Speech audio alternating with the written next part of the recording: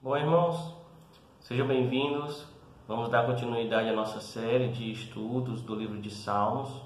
O nosso salmo de hoje é o Salmo 17, um salmo também escrito por Davi, onde ele passa por um momento difícil e ele pede um livramento do Senhor. Ele sabe que a sua situação não está boa e muitos colocam esse salmo como sendo parte dos momentos em que Saul persegue Davi. E Davi está numa situação que ele nem pode avançar contra Saul e também não tem para onde ir. E ele pede ali um livramento do Senhor.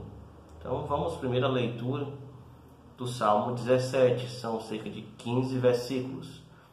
Diz assim: Ouve, Senhor, a justiça, atende ao meu clamor, dá ouvidos à minha oração, que não é feita com lábios enganosos.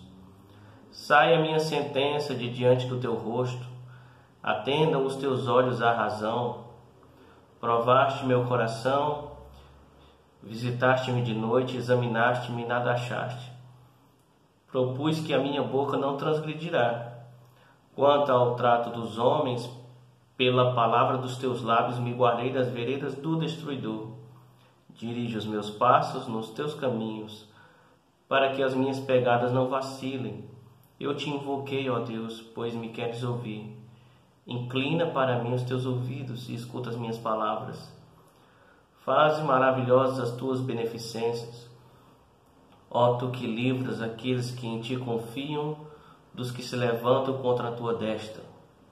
Guarda-me como a menina do teu olho. Esconde-me debaixo da sombra das tuas asas, dos ímpios que me oprimem, dos meus inimigos mortais que me andam cercando. Na sua gordura se encerram, com a boca falam soberbamente. Tem-nos cercado agora os nossos passos e baixaram os seus olhos para a terra. Parecem-se com o leão que deseja arrebatar sua presa, e com o leãozinho que se opõe em esconderijos. Levanta-te, Senhor, detém-no, derriba-o, livra a minha alma do ímpio com a tua espada, dos homens com a tua mão, Senhor, dos homens do mundo, cuja porção está nesta vida, e cujo ventre enches do teu tesouro oculto. Estão fartos de filhos e dão seus sobejos às suas crianças. Quanto a mim, contemplarei a tua face na justiça. Eu me satisfarei da tua semelhança quando acordar. Então veja que é um salmo bem interessante. Aqui temos uma oração cantada, falada, realmente pedindo aqui um livramento necessário aqui de Deus, uma intervenção de Deus. Veja que no versículo 1, quando ele fala: ouve, Senhor, a justiça, atende ao meu clamor, ele passa a ideia aqui de que a justiça está falando, tem ouvidos, tem voz. O pedido para ouvir a justiça implica em misericórdia de Deus, uma suspensão dessa perseguição. O salmista aqui também implica em pedir a justiça, ele também está implicando vir o juízo sobre aqueles que o perseguiam. O salmista clama para ser ouvido 3 vezes nesse versículo. E ainda chega ao versículo 2. Ele diz: ouve, atende, dá ouvidos. No verso 2 ele diz: atenda aos teus olhos à razão. Veja como há necessidade aqui, e que ele tenta passar, de que realmente precisa urgentemente da ação de Deus. A imagem comum que temos aqui, deixa eu ler o verso 2 primeiro, diz o seguinte: olha, saia a minha sentença de diante do teu rosto. Veja, saia a minha sentença de diante do teu rosto. A imagem comum que nós temos de sair uma sentença de julgamento é aquela dos nossos dias, uma pilha de papel de processos, onde está lá no meio a sua causa, possivelmente lá no fundo dela, e aqui há uma definição, aqui uma indefinição, porque você está numa fila, aguardando a sua vez, para ainda ser julgado. Davi aqui não olha para essa pilha de papel.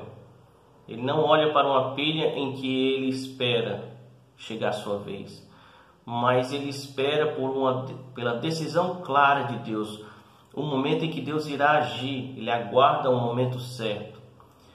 Enquanto isso aqui, o servo de Deus lamenta. Ele sofre, ele clama, ele ora. E ele compõe esse salmo registrando tudo isso. Ele não duvida de Deus. Ele tem confiança que Deus define. Veja, saia a minha sentença. Ele vê que Deus é o juiz de todos.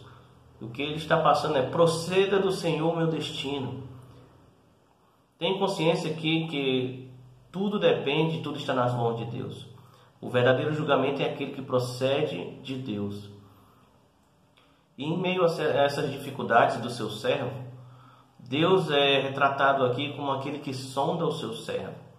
O versículo 3 vai tratar disso. Veja: provaste o meu coração, visitaste-me de noite, examinaste-me e nada achaste. Propus que a minha boca não transgredirá. Então veja que em meio à dificuldade, Deus sonda o servo. Ele vê o salmista e Deus aqui aparece como um pai cuidadoso. Ele prova os corações, ele sonda. O Senhor visita, aqui é retratada uma visita noturna. Por que isso aparece? Geralmente nessas horas noturnas, horas dos pensamentos vaguearem, darem vazão à ansiedade, à inquietação dos problemas. E em meio a essas dificuldades, o Senhor examina os seus servos. Algumas versões diz: provaste-me no fogo. Aqui está a razão de Deus não vir logo ao socorro. Deus aparece como aquele que aguarda enquanto o servo cresce em maturidade. A dificuldade, a perseguição produz ali uma purificação naquele que cresce em maturidade. Veja lá que Davi é provado e é aprovado. E em meio a essas dificuldades, o que o salmista fez? O que ele decidiu? O próprio versículo 3 diz no final, diz o seguinte: propus que a minha boca não transgredirá. A primeira coisa que ele diz é: eu não vou errar com as palavras. Eu não vou errar no uso das palavras. Davi adota um silêncio. Não um silêncio omisso, mas o silêncio de quem espera em Deus. Ele não tenta ganhar ou se defender ou atacar pelas suas palavras. Ele espera vencer a dificuldade, não pelo poder das suas ações, mas pelo poder das ações de Deus. O versículo 4 tem outra decisão do salmista. Ele decide não errar o caminho. Diz: quanto ao trato dos homens, pela palavra dos teus lábios me guardei das veredas do destruidor. Veja, defender-se ou guardar-se daqueles que o perseguem é estar orientado pela palavra de Deus. O salmista sabe que essa perseguição que veio sobre ele está nas mãos de Deus. O salmista sabe que não é a sua inteligência, a sua intrepidez, a sua valentia, a sua sagacidade que resolve as coisas. Veja que se guardar do mundo não é viver segundo seus próprios conselhos, é andar segundo os conselhos de Deus. É pela palavra dos teus lábios que ele se guarda. Ele não se guarda aqui vivendo, andando como o mundo. Ele se guarda pela palavra de Deus. Errar o caminho, seguir com a orientação errada, é estar nas mãos do destruidor. Isso está no versículo 4. No versículo 5 temos outra decisão, que é depender da direção de Deus. Veja que o versículo 5 ele encontra aqui, dependendo da versão que você esteja lendo, diferença nas traduções. Essas diferenças podem nos levar a alguns posicionamentos diferentes, de forma que a maquiar essa dependência de Deus como sendo algo que você aprende e que você executa. Veja que na versão atualizada, Almeida atualizada, diz o seguinte: os meus passos se acostumaram às tuas veredas, os meus pés não resvalaram. Veja isso. Aqui a ação parece mais como uma afirmação do salmista de ter aprendido um método, uma ação que ele incorpora, e ali essa forma de tradução tira a ideia do pedido, da dependência de Deus, e mostra mais uma ação dele. A NVI coloca como uma declaração, algo que ele aprendeu e que ele segue. Diz assim: meus passos seguem firmes nas tuas veredas, os meus pés não escorregam. Veja, meus passos seguem firmes, meus pés não escorregam. Veja novamente algo aprendido e aplicado. Agora vamos ver na versão mais antiga, aquela corrigida fiel. Vamos ter lá assim um pedido, não uma afirmação, um pedido, que diz: dirige os meus passos nos teus caminhos, para que as minhas pegadas não vacilem. Veja aqui uma petição constante, uma dependência constante. Ele reconhece que depender, que andar nos caminhos certos, não é algo habitual da sua natureza, da sua humanidade.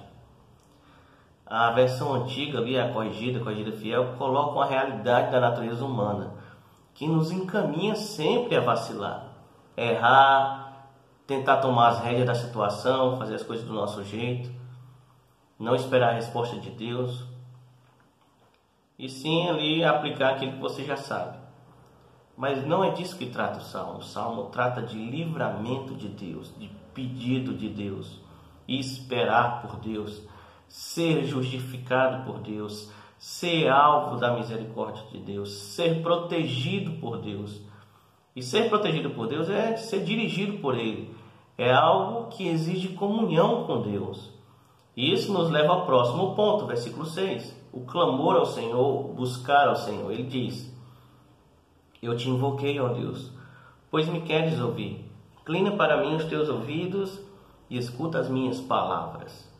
Veja aqui, ele coloca: eu te busquei, Senhor, porque o Senhor responde, pois o Senhor nos quer ouvir. Veja que o Senhor quer ouvir, o Senhor aguarda o seu crescimento, Ele aguarda você enxergá-lo. Nossas orações são ouvidas, são respondidas no tempo apropriado. Deus se inclina. Isso aqui Deus denota a atenção de Deus com o seu servo. Dos versos 7 a 9 vamos ter os pedidos. Veja lá.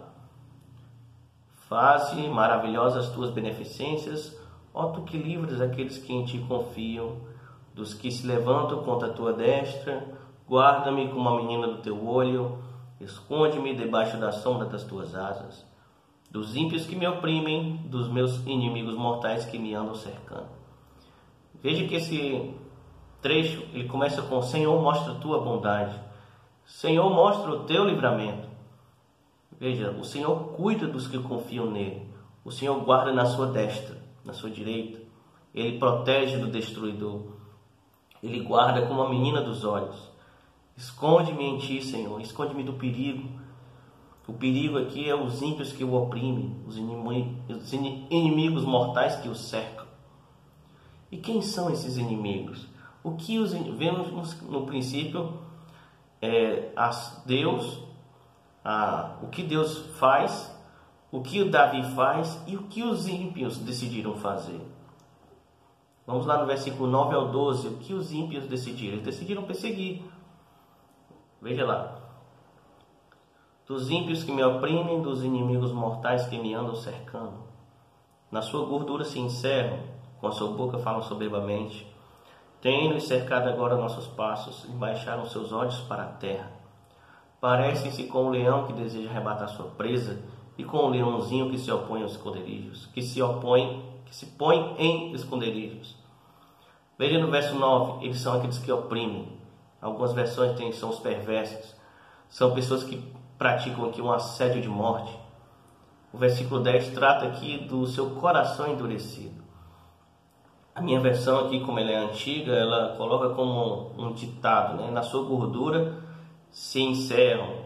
Na atualizada vai vir de maneira mais compreensível para nós, vem assim: insensíveis, eles cerram o seu coração. Eles decidiram cercar, no versículo 11. Eles decidiram perseguir. Eles têm propósitos de morte. No versículo 12, eles fixam os olhos para nos matar. Eles já olham para o chão e já decidiram o que vão fazer para nos vencer. O semblante deles é tomado pelo mal. Ser como um leão faminto pela presa, aqui mostra o furor, sedentos pela destruição, por vencer, por devorar a presa. fazer emboscadas, tramar armadilhas. Esse é o retrato dos inimigos aqui, dos ímpios. E temos um último clamor ainda no versículo 13 ao 15, que diz: levanta-te, Senhor, detém-no, derriba-o, livra a minha alma do ímpio com a tua espada, dos homens com a tua mão, Senhor, dos homens do mundo, cuja porção está nesta vida, e cujo ventre enches do teu tesouro oculto. Eles estão fartos de filhos e dão o seu sobejo às suas crianças. Quanto a mim, contemplarei a tua face na justiça, eu me satisfarei a tua semelhança quando acordar.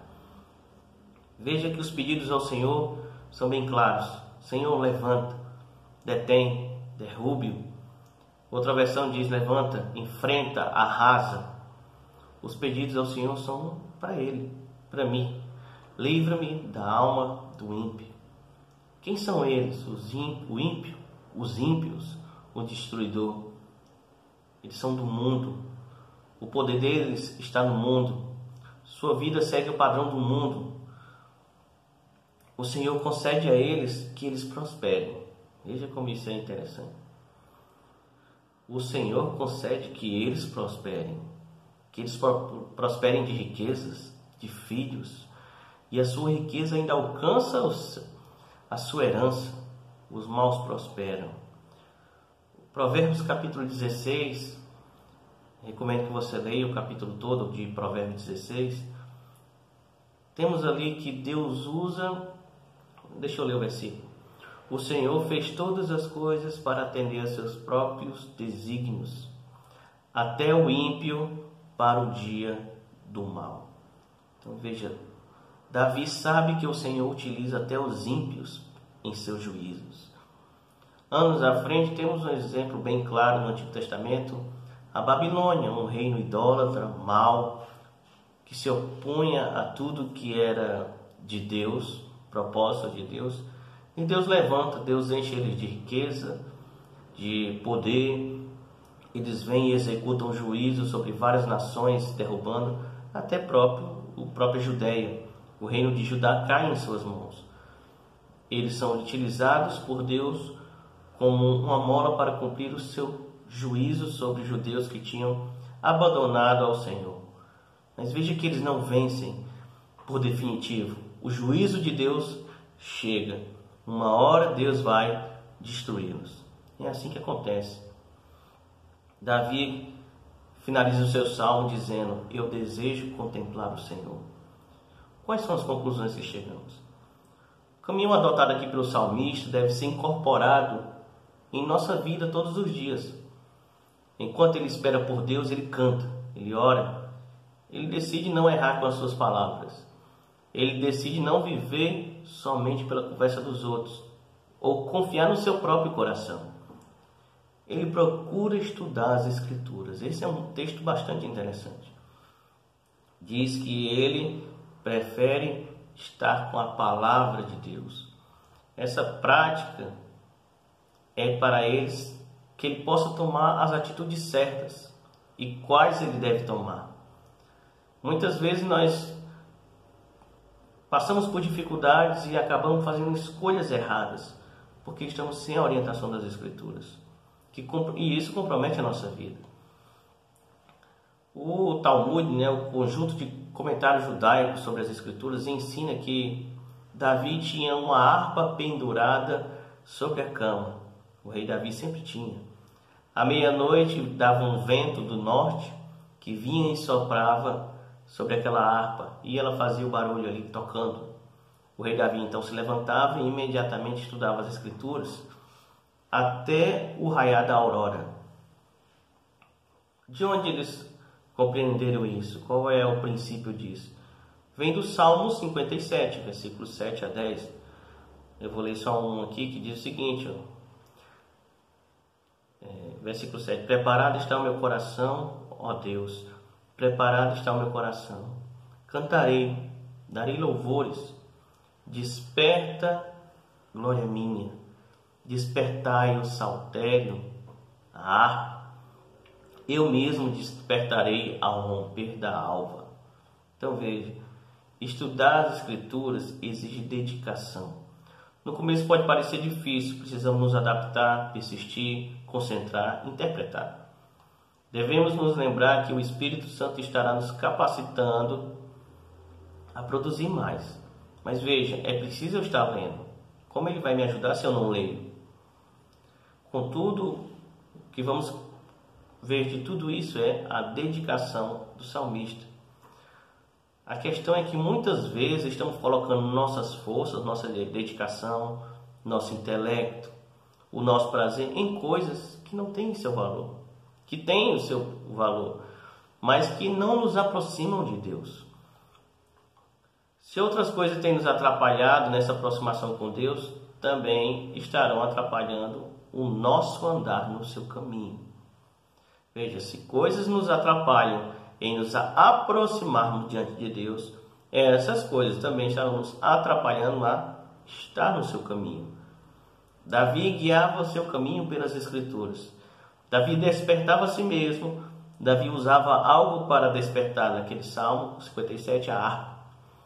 Deus nos desperta para a comunhão com Ele.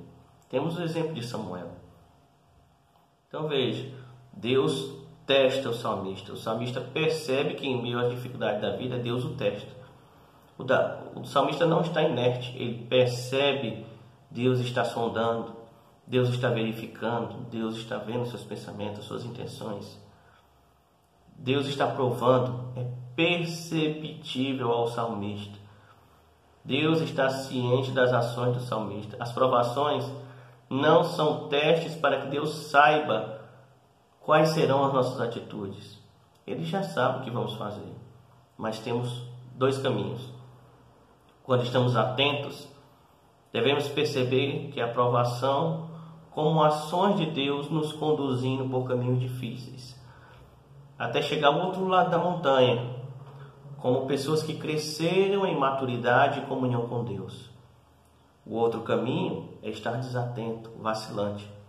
E através da mesma provação, vamos perceber quão longe já estávamos do caminho. É uma oportunidade para voltar ao caminho através do arrependimento e disciplina. Veja que esse salmo é um pedido de livramento. Deus está próximo ao seu servo, não está distante. Ele o sonda de noite. Mas antes de soltar a sentença, o livramento, há um momento em que Deus sonda o seu servo, que Deus está esperando a hora certa da maturidade. O salmista foi feliz nas escolhas que fez. O salmista preferiu ver a perseguição aumentar do que tentar enfrentar ela sem a proteção de Deus. A proteção está naqueles que se guardam da sua própria natureza, dominando seus ímpetos. Por consequência, eles foram guardados por Deus. Enquanto aqueles que o perseguem tramam, traçam estratégias, o salmista é aquele que ora, aquele que clama, aquele que lamenta, aquele que quer ser protegido por Deus, aquele que diz: eu só preciso estar diante dos teus olhos, tenho certeza que o Senhor me guardará. Ele ora por seus amigos, no versículo 11. Veja que ele diz, no meio das suas orações, que o inimigo tem nos cercado, agora nossos passos. Ele inclui aqueles que o cercam. Ele intercede pelos amigos de batalha, de fuga. O salmista diz no versículo 7: faze maravilhosas tuas beneficências, ó tu que livras aqueles que em ti confiam, dos que se levantam contra a tua destra. Veja, faze maravilhosas as tuas beneficências. Isso fala de que o Senhor mostra a tua bondade. Moisés no Sinai pede para ver a glória de Deus. O que Deus responde? Deus diz: eu farei passar por você toda a minha bondade. Jesus diz: não há bom senão Deus. O verso 8 diz: guarda-me como a menina do teu olho, esconde-me debaixo da sombra das tuas asas. Jesus diz: eu sou o bom pastor. O bom pastor dá vida pelas suas ovelhas. O Senhor se levantará, o Senhor enfrentará, o Senhor arrasará seus inimigos. Ele é o pai que ama os filhos. A menina dos olhos, aqui do texto, se refere à preciosidade dos filhos, no sentido aqui de um objeto de coleção particular, pago a um alto preço.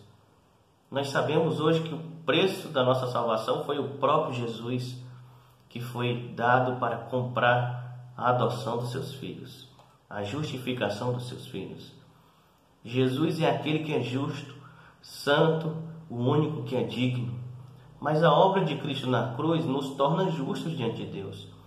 Nossos pecados foram perdoados, nossa dívida é cancelada, nosso status de ímpio é alterado para o estado de filho. A obra na cruz nos trouxe a salvação. Junto com ela também nos trouxe o privilégio de ser corpo desse Cristo, corpo do justo. Ser igreja é ser parte do edifício que Jesus é. Com isso, podemos ter a certeza que Deus nos guardará nele, que viveremos nele, que um dia, diante de todos, será dado o julgamento, o título de Vinde bendito de meu Pai, entre para o seu descanso. É disso que trata o versículo 15, quando ele diz, o salmista diz, quanto a mim, contemplarei a tua face na justiça. Eu me satisfarei da tua semelhança quando acordar. Veja os contrastes. Os ímpios são satisfeitos no mundo. O salmista, nós, somos satisfeitos no Senhor. Os ímpios prosperam. O servo de Deus é provado. No final, um estará condenado e o outro estará gozando de alegria com o Deus eterno. Jesus diz, eu sou o caminho, a verdade e a vida. Ninguém vem ao Pai senão por mim. Veja, contemplar a face de Deus, permanecer vivo diante de Deus, é privilégio daqueles que foram justificados. Davi diz, eu quero estar satisfeito, eu estarei satisfeito em ver o Senhor ao acordar.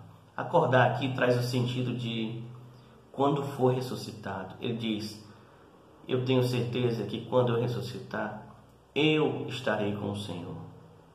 O que nós precisamos fazer diante desse salmo? Tomar as mesmas atitudes de Davi. Perseguições aparecem, dificuldades aparecem, pessoas se opondo aparecem, o próprio adversário aparece. Fechar a boca e não errar com as palavras. Estudar a palavra de Deus com dedicação. Depender de Deus para estar no caminho. Orar. Veja que ele ora pelos seus amigos, aqueles que estão ao seu lado. Confiar e esperar. Deus é o nosso livramento. Graças a Ele.